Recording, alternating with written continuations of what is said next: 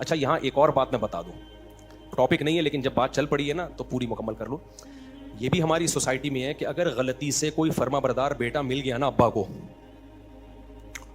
ابا نے بھی اس کی پھر ایسی کی تیسی کرنی ہوتی, اس کے جائز مطالبے بھی نہیں مانتے پھر ابا. یہ بھی بے اعتدالی ہے. پھر اسی کو سب سے زیادہ نچوڑا جاتا ہے کیونکہ یہ بات مانتا ہے, اور جو نہیں مانتا وہ گھر میں باپ بن کے عیش کرتا ہے. ایسی کہ جو بدتمیز ہوتا ہے اس کے سارے حقوق ہو رہے ہیں, اور جو بیچارہ تمیز سے ابا کی خدمت کر رہا ہے ابا اس کو نچوڑتے ہی چلے جاتے ہیں. خوب سمجھ لو, شریعت میں پیسوں کے معاملات میں نہ باپ نہ ماں, پہلے معاملات کلیئر کرو, اس کے بعد باپ باپ ہے ماں ماں ہے. پہلے میں آپ کو بتا رہا ہوں, میں احسان کا قائل ہوں, بھائیوں پر احسان کرو, باپ پر بھی, لیکن احسان کا وہ طریقہ نہیں ہونا چاہیے جس سے آپس کے ریلیشن خراب ہو. احسان کا طریقہ کیا ہونا چاہیے وہ بھی بتا رہا ہوں. میں آپ کو باپ سے برگلا نہیں رہا, نہ ماں سے نہ بھائیوں سے. طریقہ کیا ہونا چاہیے؟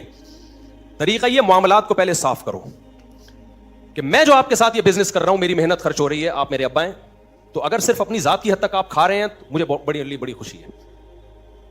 ان بھائیوں کو بھی اللہ نے 2 عدد پاؤں دیے, 2 عدد ہاتھوں بھی ہو. بھائی پیسوں کے معاملات میں شریعت نے سورہ بقرہ کی سب سے بڑی آیت ہی یہی ہے کہ پیسے کو معاملے کیا ہونے چاہیے, ایک ایک چیز کلیئر ہونی چاہیے. آپ بدگمانی کا موقع نہ دیں,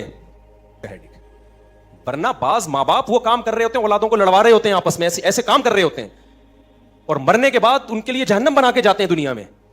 ہمارے شیخ مفتی رشید احمد صاحب رحمہ اللہ تعالیٰ ایسے خاندانی تھے نا, لیکن معاملات میں کیسے کلیئر, خاندانی کتنے پہلے یہ بتا دوں, اپنے باپ کے ساتھ کیسا سلوک اور اپنی اولاد کے ساتھ کیسا, یہ 2 چیزیں آپ سن کے حیران ہو جاؤ گے. اپنے باپ کے ساتھ کیسا سلوک تھا. ہمارے شیخ کے جو والد تھے انہوں نے 80 سال کی عمر میں شادی کی. شرمندگی ہوگی لیکن بالکل آپ کو شرمندہ ہونے کی ضرورت نہیں ہے کیونکہ آپ 30 سال میں بھی نہیں کر رہے. تو میں نے کہیں بتایا تھا 80 سال میں, پھر بعد میں کسی نے کریکشن کی کہ 80 میں نہیں 90 میں کی تھی, اب اللہ عالم میں بھول گیا 80 میں تھی یا 90 میں. جب شادی کی ہے تو اللہ نے اولاد بھی دی, سمجھتے ہو. ہمارے حضرت کے جو والد تھے انہوں نے زندگی میں ساری جائیداد تقسیم کر دی تھی اولادوں میں, سب کچھ ہینڈ اوور کر دیا کس کے, اولاد کے. خالی ہو گئے تھے بھئی یہ تمہارا, تاکہ بعد میں مسائل نہ ہو. حضرت کے حصے میں بھی اچھی خاصی پراپرٹی آئی. اب حضرت کے والد نے جب کہہ دیا کہ بھئی یہ سب کچھ, تو حضرت کے والد نے ایک اور شادی کر لی بڑھاپے میں. اللہ کی قدرت, اللہ نے اولاد دے دی ان کو. انہیں نہیں پتا تھا میری صحت اتنی اچھی ہے. جب اولاد ہوئی ہے تو حضرت کے والد پریشان ہوئے کہ بھئی میں تو ساری جائیدادیں بولو بانٹ چکا ہوں, اب اس بیچارے کے لیے تو کچھ بچا ہی نہیں ہے. تو حضرت کے والد نے اب خیال کیا کہ سارے بیٹوں کو بلایا جائے اور ان سے واپس لی جائے تھوڑا تھوڑا حصہ, کہ بھئی اپنے حصوں, اب کیونکہ جب آپ کسی کو کوئی چیز گفٹ میں دے دیں اور ہینڈ اوور کر دیں تو وہ اس کا مکمل مالک بن جاتا ہے. تو حضرت کے والد نے سوچا کہ بھئی واپس لے لیتا ہوں, تھوڑا تھوڑا کر کے, سب سے تھوڑا تھوڑا کر کے اس بیٹے کے لیے بھی کچھ رکھ دیتا ہوں. سب کو بلایا, ہمارے حضرت کو جب بلایا اور حضرت کے والد نے کہا دیکھو کیسا اصول پہ چل رہے ہیں, زبردستی نہیں لے رہے کیونکہ ملکیت میں دے چکے ہیں. حضرت کے والد بھی خاندانی تھے کہ نہیں تھے. بھائی ان سے ریکویسٹ کر لیتا ہوں, گزارش کر لیتا ہوں کہ یار تمہارا نیا بھائی آ گیا ہے, تھوڑا سا اس کے لیے دے دو. تو حضرت کو بلایا, فرمایا کہ بھائی تھوڑی تھوڑی جائیدادیں یا اپنے حصے میں سے دستبردار ہو جائیں. حضرت فرماتے ہیں میں نے والد صاحب سے کہا کہ یہ سب کس کا ہے, آپ کا. بھائی ہم نے تو کچھ بھی نہیں کمایا اس میں, یہ سب کس کا ہے, آپ کا. اور فرمایا کہ مجھے اسے اپنا بولتے ہوئے شرم آ رہی ہے, یہ کہتے ہوئے شرم آ رہی ہے کہ یہ کس کا ہے, میرا ہے. ہم نے کیا کمایا, تو سب آپ نے کمایا, سارا آپ کا. صدقہ کر دیں, دوسرے بھائی کو دے دیں یا خود رکھ لیں. اولاد کا ایٹیٹیوڈ وراثت کے بارے میں 100% یہی ہونا چاہیے. اور یہ بے شرم اولاد جو ہے نا, باپ کی زندگی میں جائیدادیں مانگ رہی ہوتی ہے کہ ہمیں ہمارا حصہ دو. بھائی تمہارا ہے کہاں, مرنے کے بعد ہوگا تمہارا, ابھی تھوڑی ہے. ابھی تو باپ کو حق ہے جہاں جائے جو مرضی کرے اس کے ساتھ. اخلاقی طور پر غلط ہے, اولاد کو دینا چاہیے لیکن رائٹ نہیں ہے تمہارا ابھی. حضرت نے فرمایا سارا کس کا ہے, آپ کا, میرا ہے ہی نہیں, 1 روپے میرا نہیں ہے. اور شرم آ رہی ہے, اپنا بولوں گا بھی نہیں اس کو. یہ ایٹیٹیوڈ کس کے ساتھ تھا, ابا کے. نہیں آئی بات.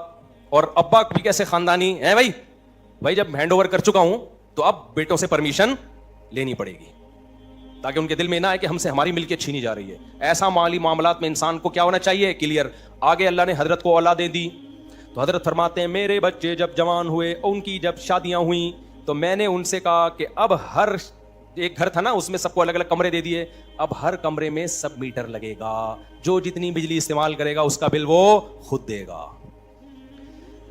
ایسا نہیں ہوگا کہ کوئی استری بہو جلا کے, اپنی طرف سے اب میں تفصیل کر رہا ہوں. اس بہو ہوتا کیا ہے جوائنٹ فیملی میں, ایک بہو استری چلا کے بھول گئی, بل کون دے رہا ہے؟ تمہارا باپ. صحیح ہے, الگ سے اس استری کا بل اس کا شوہر بولو نہیں دے گا. ایک دن ایک بہو چولہا جلا کے بھول گئی, سو گئی, سارا دن ہوتی رہی ہے, اس کا بل کون دے گا؟ اس بہو کا شوہر. اس کا بل تمہارا باپ نہیں دے گا. تو کیسا کلیئر معاملات ہیں یا نہیں؟ حالانکہ ایسا نہیں ہے کہ حضرت کے بیٹوں میں کوئی بخل تھا, یہ حضرت میں کوئی کنجوسی تھی. حضرت کو اللہ نے بہت دیا تھا, حضرت کر سکتے تھے کہ بھائی بھلے استری جلی چھوڑ دو, بھلے چولہا جلا رہ جائے, بل دینے کے لیے تمہارا باپ بیٹھا ہوا ہے. حضرت کو پتا تھا بعد میں کیا پھیلیں گی اس سے نفرتیں. کبھی باپ کے دل میں خیال آئے گا یار شادیاں بھی میں نے کرا دیں اور استری وہ چلا کے چھوڑ دیتی ہے, بل ہم بھر رہے ہیں, ہمارا خیال نہیں ہے. چولہا جلا کے چھوڑ دیا, بل ہم بھر رہے ہیں.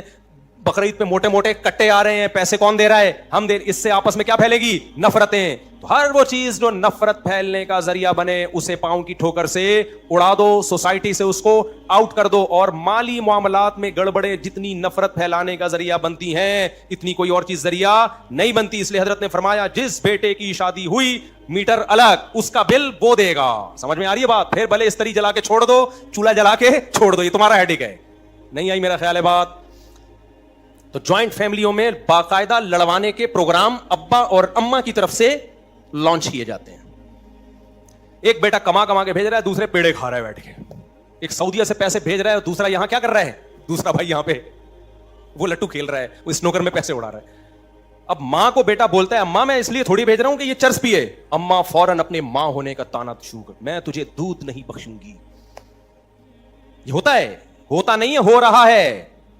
باپ فوراً کہ تو بھیجے گا ورنہ میں آج سے تیرا باپ نہیں ہوں. پھر ابا کے فضائل, یہ بھائی یہ غلط فضائل سنا رہے ہو, یہ ابا کے فضائل سنانے کا موقع نہیں ہے. مالی معاملات میں ابا ہو یا اماں ہو, معاملہ کیا رکھو؟ کلیئر. آپ کو بتاؤ میرا کتنا پیسہ ہے, اس کا کتنا پیسہ ہے, اس کے بعد پھر سخاوت کرو. پھر سخاوت پسند بھی کی جائے گی, پھر سخاوت سے ریلیشن مضبوط ہوگا. سمجھ رہے ہو؟ پھر ریلیشن مضبوط. آپ کا پیسہ آپ کے اکاؤنٹ میں آ گیا, پھر آپ سارا ابا کے اکاؤنٹ میں ٹرانسفر کر دو. ابا تھا میرا, گفٹ کر رہا ہوں کس کو؟ آپ کو. ابا کہے گا میرا بیٹا, سبحان اللہ کیا خوب بیٹا ہے, ریلیشن مضبوط ہوگا. یہ جو عجیب سے اچھمبے میں رکھا ہوا ہے نا, کہ پتہ ہی نہیں کس کا مال کتنا ہے, کون اڑا رہا ہے, اس سے جتنا مرضی ابا پہ خرچ کرو, جتنا مرضی اماں پہ خرچ کرو, اس سے ریلیشن پھر بھی مضبوط نہیں ہوگا. اس سے ریلیشن کیا ہوگا؟ خراب. اسی بات پہ تو گھروں میں 1-1 سال 2-2 سال 10-10 سال سے جب پیسوں کے لین دین کا ہی نہ پتا ہو تو وہ آپس میں نہیں لڑیں گے کیا؟ خونی لڑائیاں ہوں گی. تو پیسوں کے معاملات میں داڑھی ٹوپی پگڑی مت دیکھا کرو. تو یہ سب چیزیں ایک طرف رکھ دیا کرو میرے بھائی. پیسوں کے معاملات میں کیا ہونا چاہیے؟ کلیئر. جب کلیئر معاملے ہو گئے پھر احسان کرو. یہ میرا بھائی ہے, یہ بنٹے کھیل جا کے, یہ لے پیسے, لٹو کھیل, یہ دیکھ میرے تجھے الگ سے چرس کے پیسے الگ سے دے رہا ہوں, میرے پہ بنتے نہیں ہیں, دے رہا ہوں. دے نہیں لیکن ایک مثال دے رہا ہوں میں کہ غلط چیز پہ بھی خرچ پتا تو چل رہا ہے نا کس کا پیسہ خرچ ہو رہا ہے. ابھی جو سسٹم چل رہا ہے اس میں تو چرس پیتا رہے گا اور دھونس آپ کے اوپر جماتا رہے گا, بولے گا بھیج اور پیسے بھیج. کیونکہ گھر جب سب کی ذمہ داری ہے تو تیری بھی ذمہ داری ہے, تو گھر میں تو سب کچھ آتا ہے نا, سب کچھ سب مشترکہ خرچ ہوگا, تو پھر تو یہی حساب ہوگا جو ہو رہا ہے. اللہ ہمیں عقل عطا فرمائے, مالی معاملات کو کلیئر کرنے کی توفیق عطا فرمائے. وما علینا الا البلاغ.